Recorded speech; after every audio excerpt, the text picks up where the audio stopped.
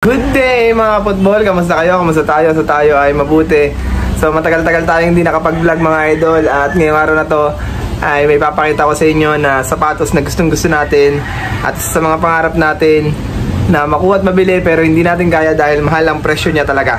So pinalad tayo ngayon na makabili ng sapatos na sa murang halaga. At yung quality naman niya hindi tayo mapapahiya mga idol. So let's go! I-reveal na natin, ipakita natin sa inyo kung ano yung sapatos na yan. Let's go!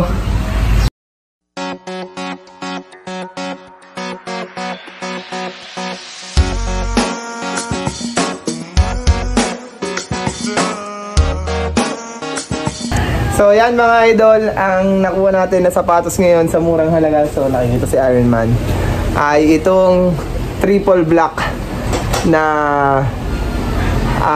Travis Scott mga idol. So yung Travis Scott, baliktad yung shoes niya. Kaya kung mapapansin nyo, baliktad. Tapos ito naman, ayan. So ganyan yung itsura ng Travis Scott mga idol. At all black siya. Ayan. So makikita nyo dito sa loob, meron siyang Jordan.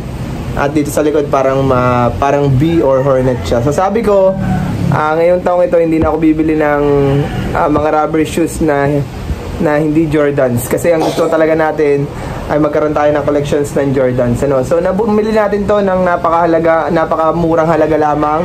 Nirekomenda ni Boss Litoy, so maraming salamat. So ito yung kanyang kabilang pair. Ayan, so sa kabilang pair naman niya meron siyang dalawang free laces, ito tsaka ito. Ayan, so yun yung free laces natin. So napakaganda niya. Sa loob meron siya nakasulat na Travis Scott. Sa kabila naman ay yung Jordan na logo at saka Jack Cactus. So meron din siya ditong details na ganun. Ito, doon ako makikita nyo siya. At kung maalala nyo, meron din akong binalag na ganitong sapatos din, pero mocha naman siya. At medyo mahal yung ganung presyo, kaya sabi ko sa mga nakakaalam ay sabihin sa akin kung magkano. So ito yung itsura niya mga idol. So wala siyang box, pero sa tingin ko quality talaga siya, ano. So ito, suede itong uppers niya. Then ito naman, hindi masangsang yung pagkaka-leather niya. Talagang amoy na amoy yung leather. Pati itong loob niya, napakaganda. So parang katulad na rin nung mga nabibili natin, napaka-comfy. Hindi matigas yung insole. Yung outsole hindi matigas, hindi mahirap tapakan. Ayan. So sabi dun sa kailangan pag pinipress mo to, hindi siya ganun kalambot. So yan, so matigas siya, so hard to press siya. Yun yung isa sa mga number 1 daw na basihan kung paano malalaman na original. At yan, yung dito din daw yung mga Nike sa taas. Ayan, yun din yung basihan. At napakaganda talaga. So sisimulan natin na kumanap pa ng kasama nito. Ayan. So ngayon ang gagawin natin mga idol ay hahanap tayo ng hard case kasi wala tayong lalagyan nito. So hindi ito pa pwedeng nakaganito lang.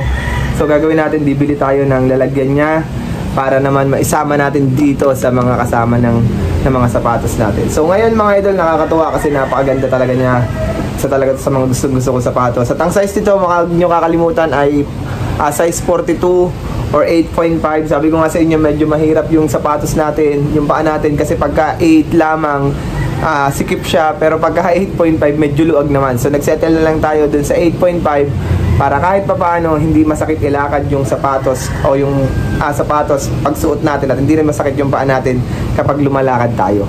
So wala tong napakalinis na pair nito mga idol. Ayan, ako pa lang nagsuot nito. Brand new to mga idol, brand new. Ayan. So hindi ko na sasabihin sa inyo yung presyo kasi baka hindi kayo maniwala, pero napakamura lang natin ito binili. At alam naman ninyo kung gaano lang kababa yung presyo natin kapag ganito tayo pumipili ng mga sapatos. So ngayon lalabas tayo mga idol at gagala muna tayo at hanap tayo ng, sabi ko nga sa inyo, lalagyan ng ating sapatos para hindi siya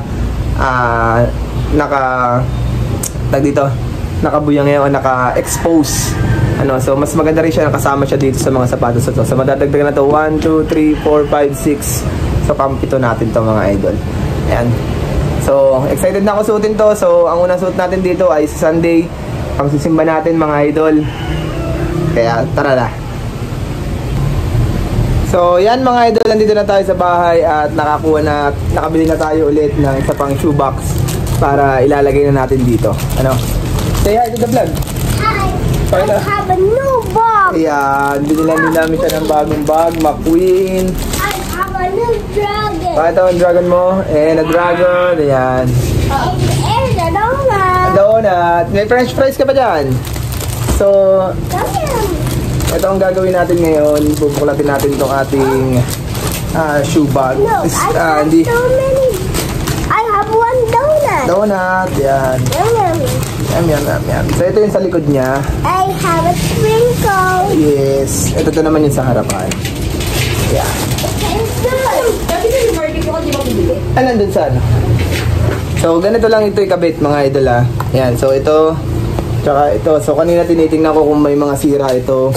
So far naman wala siya ng sira. Kasi yung isang nandoon ay medyo may sira siya. So, pagtatamaan nyo lang ulit yan dito. Ayan. Nasaan na? Hindi ko mapag... ito. Ayan. Pagtatamaan nyo lang yan dito. Yan.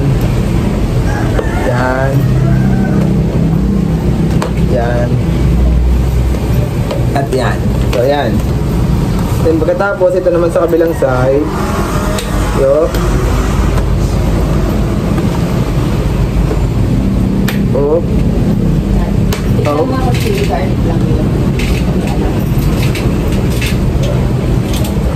Ayos my bag. Huwag ka na sumubok. Hindi ko sure. Yan, ayos yung bag. Then, ito lang talikod na isa. Maganda lang gagawin nyo dyan. So, kailangan makakita natin kung nasaan yung... Ito kasi yung sa ilalim. Oh. Wow! Ganda nyan! So, unahin natin ito dito.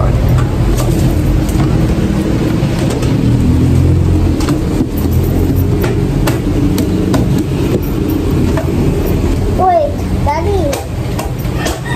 Ayan. So, pag ganyan na, okay na yan. Look at my bag. Look at your bag. Wow! Ganda ng bag! So, ito. Then, Let's put it on. Let's put it. Yan. So, ang gusto ko ay pababa. Yan, pababa siya. So, gagawin natin ay ito. Yan, pag ganito ang gagawin natin. Look. Look at that. There's Ganda ng McQueen! McQueen. Lining McQueen. So, sa Monday ay first Christmas party.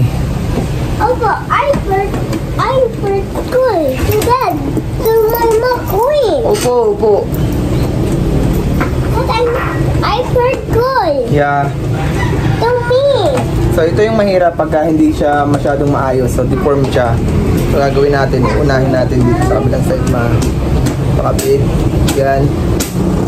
And pag nadinig niyo yung tik, okay na yan. Ito, pasok na yan dyan. Yan. At ilalagay na natin itong ating shoes dito sa loob nitong shoe box natin. At yan na. So, meron ng lagayan yung ating Travis Scott. At bagay na bagay siya ngayon dyan. Napakaganda. Napakaganda ng ating shoebox, mga idol. Yan. So, doon naman sa kabilang side natin ilalagay yan. Aalisin na natin yung mga nakabox doon. Ayan. So, mga idol. Yan yung itsura. Ito, pakita ko sa inyo. Yan ang itsura ng ating naka-shoebox na sapatos, mga idol. How is it? Yummy. Napakaganda. Ito, so, pinsilin nyo. Yan. Sulit na sulit, mga idol. So, dito muna natin ito ilalagay. Siyempre, trash can po. Tapos tatapon na natin yung basura. Yan. Ay, hindi kasya. So, hindi siya kasya dito sa side na to. Pero, konting ipod lang dito. Kasya. Yan. Ayun na. So, pakita ko sa inyo, mga idol. So, yan. Ang bago nating mga sapatos ito. Yan. At siyempre ito yung Puma natin, yung Nike natin, pang-football natin, Under Armour ulit. Yan. Gamit na gamit natin ng mga nakaraang mga araw. Yan. Adidas, Under Armour ulit. So, yan yung mga sapatos natin, mga idol. And hopefully madagdagan ulit natin ng Jordan 1 pa ito na isa. Yan. Ay. Ayan po. So, yun na mga idol. Tapos na tayong magpakita ng bago nating shoes. Makakasama natin ulit dito yan. So, ito syempre pang Sunday natin lagi. Pang simba natin, pang lakad, pang forma. At ito naman mga pang football natin, pang training, pag may event. So, yan yung gagamitin natin. Ano? So, maraming salamat sa pagsama nyo mga idol. Ayan. Say bye-bye. Bye-bye! Wow!